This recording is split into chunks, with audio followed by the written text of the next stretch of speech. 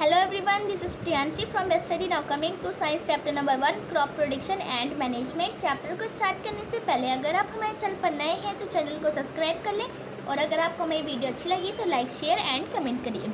चलिए बिना देर करे वीडियो को स्टार्ट करते हैं। ये क्लास 8 NCERT साइंस की बुक का चैप्टर नंबर 1 है क्रॉप प्रोडक्शन एंड मैनेजमेंट, फसल उत्पादन और प्रबंध।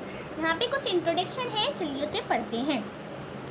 पहेली and Bhujo went to their uncle's house during the summer vacation. Paheli और भूजो दोनों भाई बहन हैं, ये समर वेकेशन में अपने अंकल के घर जाते हैं।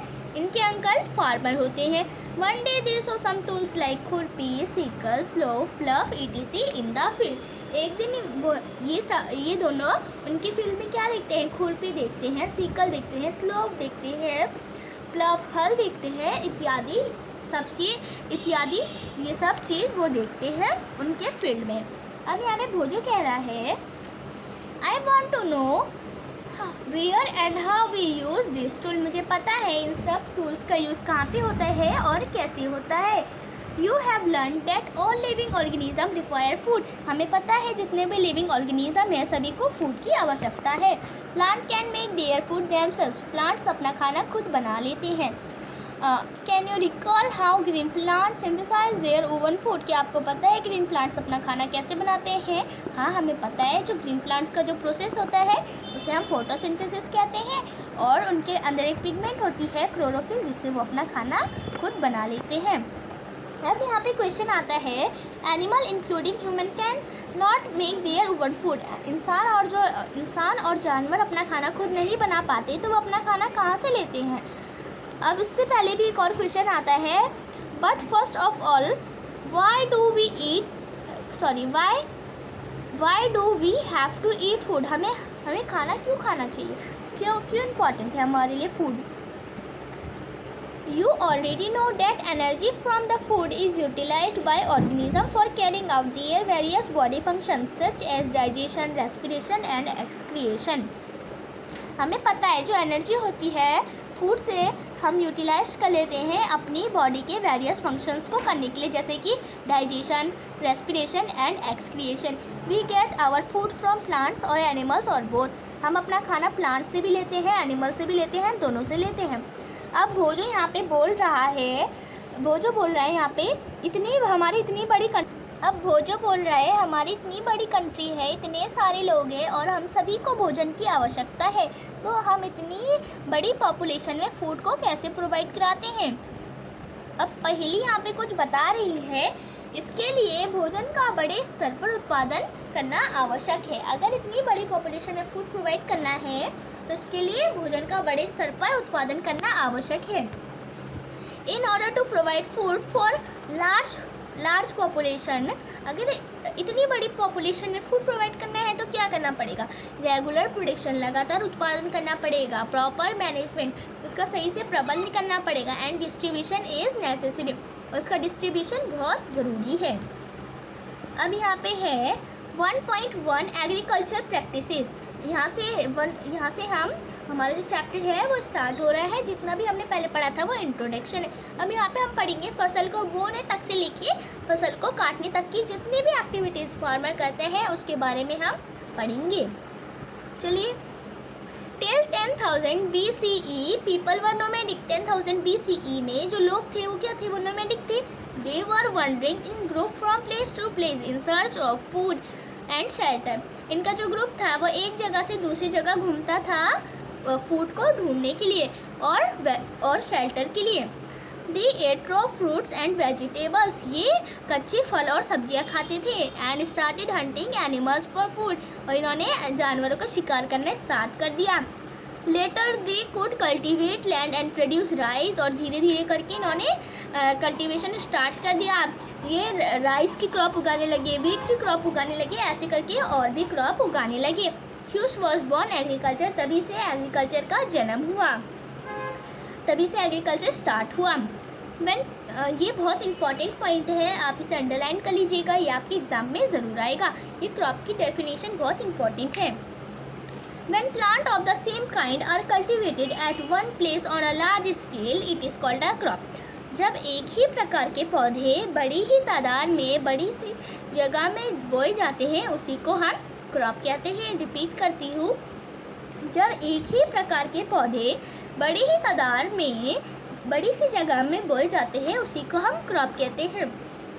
फॉर एग्जाम्पल, इसका एक एग्जाम्पल है crop of wheat mean that all the plant grown in a field are that of wheat. Wheat का मतलब जितने भी पौधे फील्ड में हैं वो सब किसके हैं? वीट के हैं। चलिए आगे बढ़ते हैं। You already know that crop of different types like cereals, vegetables and fruits. हमें पता है जो क्रॉप होती हैं वो डिफरेंट टाइप्स की होती है, जैसे कि अनाज, सब्जियां और फल। They can be classified on the basis of the season in which they grow। अब जिस मौसम में ये उगाए जाते हैं उसके आधार पर हम फसलों को क्लासिफाइड करते हैं। अब है India is a vast country.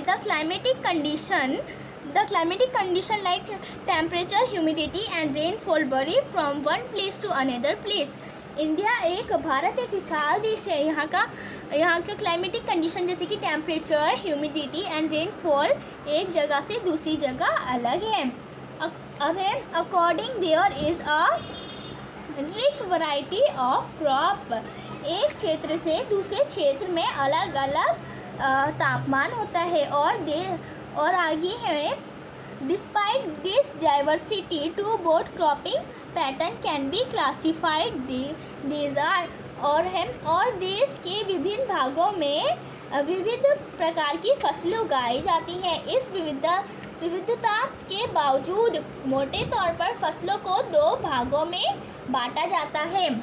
एक है फर्स्ट खरीफ क्रॉप और सेकंड रबी क्रॉप। ये भी बहुत इंपॉर्टेंट है, इसे भी आप अंडरलाइन कर लीजिएगा। Kharif crop, the crop which are sown in the rainy season are called kharif crop. जिन फसलों को हम रेनी सीजन में बरसात के मौसम में उगाते हैं उसे हम खरीफ क्रॉप कहते हैं। खरीफ क्रॉप का रेनी सीजन इंडिया का जनरली क्या है? जून से सितंबर तक इंडिया का रेनी सीजन है। और यहाँ पे कुछ एग्जाम्पल दिए गए हैं खरीफ क्रॉप के। पैडी, माइस, सोयाबीन, ग्राउंडनट, मूंगफली एंड कॉटन, कपास आर खरीफ क्रॉप। ये सब एग्जाम्पल खरीफ क्रॉप के हैं। चलिए रबी क्रॉप पढ़ते हैं। Rabi crop, the crop grown in the winter season October to March are called kharif crop. जिन क्रॉप को हम सर्दियों के मौसम में उगाते हैं अक्टूबर से लेकर मार्च तक, उसे हम रबी क्रॉप कहते हैं। एग्जाम्पल ऑफ रबी क्रॉप के एग्जाम्पल है वीट, गेहूँ, ग्राम, पी, मस्टर्ड एंड लिनसीड। ये सब एग्जाम्पल है रबी क्रॉप के। खरीफ क्रॉप में एक और बार बता देती हूँ, जिन क्रॉप को हम बरसात के मौसम में उगाते हैं उन्हें हम खरीफ क्रॉप कहते हैं। रबी क्रॉप, जिन फसलों को हम सर्दियों के मौसम में उगाते हैं उसे हम रबी क्रॉप कहते हैं। Besides this, pulses and vegetables are grown during summer at many places। इसके अलावा बहुत सारी जगहों में गर्मियों के मौसम में क्रॉपें उगाई जाती हैं। अब है basic practices of crop production. अब यहाँ पे क्या है, जितनी भी एक्टिविटीज़ जो फार्मर करता है क्रॉप प्रोडक्शन में उसके बारे में हम पढ़ेंगे। अब है यहाँ पे भोजो कह रहा है why paddy can not be grown in the winter season. यहाँ पे भोजो कह रहा है जो धान है उसे हम सर्दियों के मौसम में क्यों नहीं उगाते। तो यहाँ पे पहेली उसका आंसर देती है, जो पैडी है, जो धान है, उसको उगाने के लिए बहुत सारे पानी की ज़रूरत है और इसीलिए हम उसे रेनी सीजन में उगाते हैं।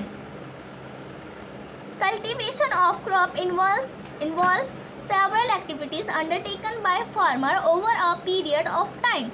You may find that these activities are similar to those carried out by a gardener or even by you when you grow ornamental plant in your house.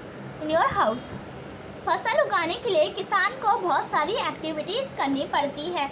आप देखेंगे कि यह एक्टिविटी टाइप की है जिनका उपयोग माली अथवा और आप सजावटी पौधे उगाने के लिए करते हैं। यह एक्टिविटी और काम फार्मर भी करते हैं। ठीक है, अब है दिस एक्टिविटीज और task are referred to as agriculture practices which are listed below. यह सब एक्टिविटीज़ रेफर करती है एग्रीकल्चर प्रैक्टिसेस को, जैसे कि preparation of soil. Preparation of soil क्या होता है? मिट्टी को ढीला करना, मिट्टी को तैयार करना। सोइंग, बीज डालना। Adding manure and fertiliser, manure डालना और फर्टिलाइज़र मिट्टी में मिलाना। इरिगेशन, सिंचाई करना।